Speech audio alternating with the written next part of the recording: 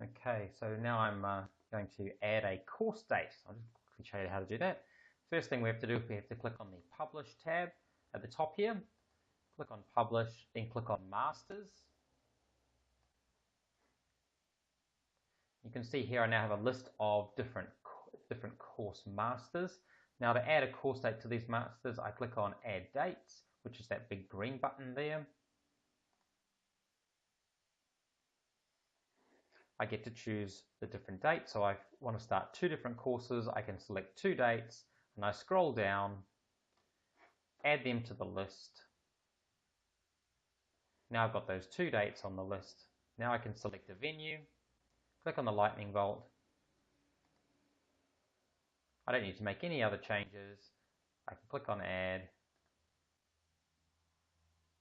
And now those courses have been added into the system and they're ready to take bookings.